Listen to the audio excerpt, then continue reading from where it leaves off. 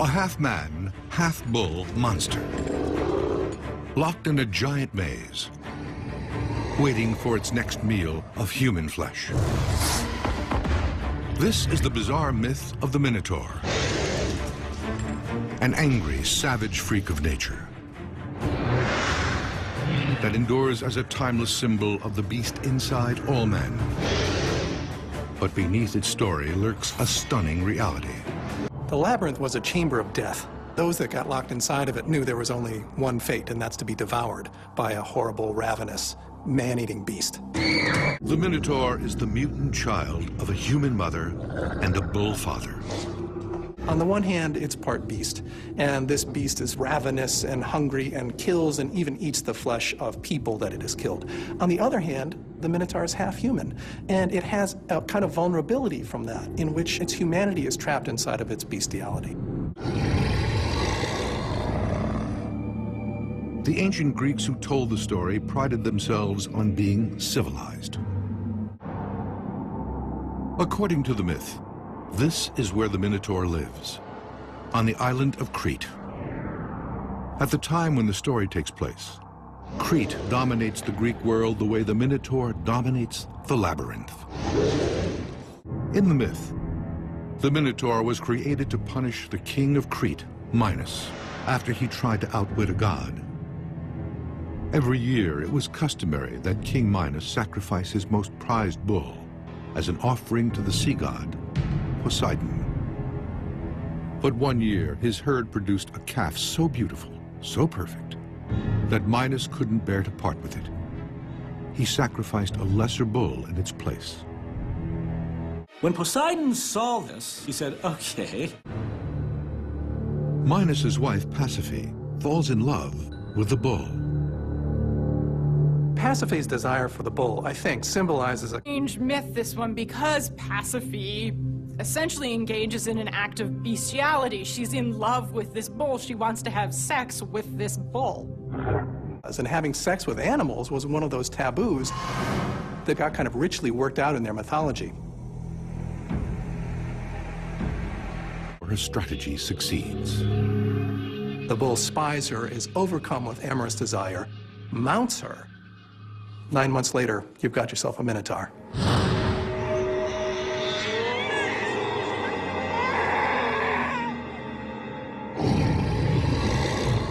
The birth of monsters. The Minotaur has a strange name. His father isn't Minos, but the first half of his name comes from the name Minos. The second half, Tauros, is the Greek word for a bull. So Minotaur means the bull of Minos. A bull represents male virility and strength, and that's exactly what the bull was religiously. An icon representing male potency and fertility, great strength and power as well. According to the myth, the tyrannical King Minos is furious when the Minotaur is born and decides to use it as a weapon against anyone who dares to challenge his power. He devises a sinister plan to build the world's most terrifying prison and makes his beastly stepson its man-eating warden. To build it, Minos turns to his resident engineering genius, Daedalus. Daedalus makes plans for a prison with no barred cells, just a massive, winding maze. It would be so vast, so impossible to navigate, that even he could barely make it out alive. And in its heart would lie the Minotaur, waiting for its prey. Dark, disorienting, deadly. This mythical labyrinth would be terrifying.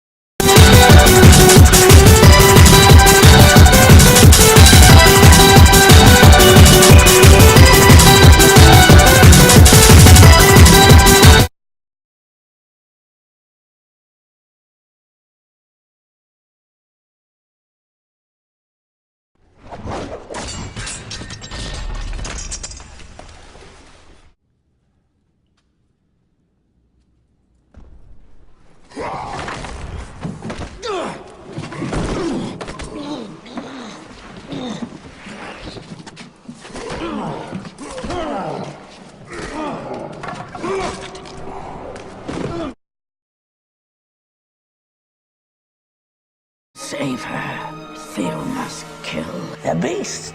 The Minotaur. It's time we fight. If we fight, they will destroy us. We know our children are sacrificed to a wild beast. I'm going to show you true fear.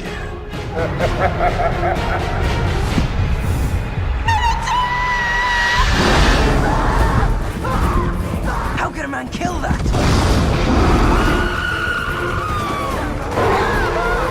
Why are you here? I know the way out. If you trust me, I will take you there. I'm here, Minotaur.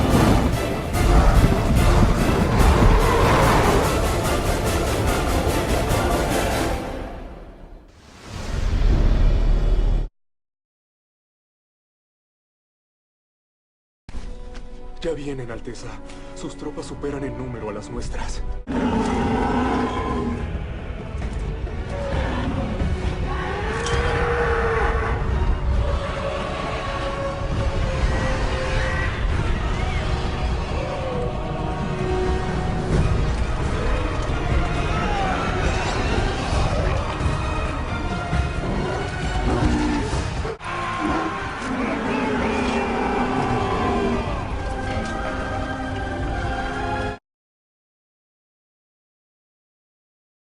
Sinbad is king, and he's about to steal the greatest treasure of all time.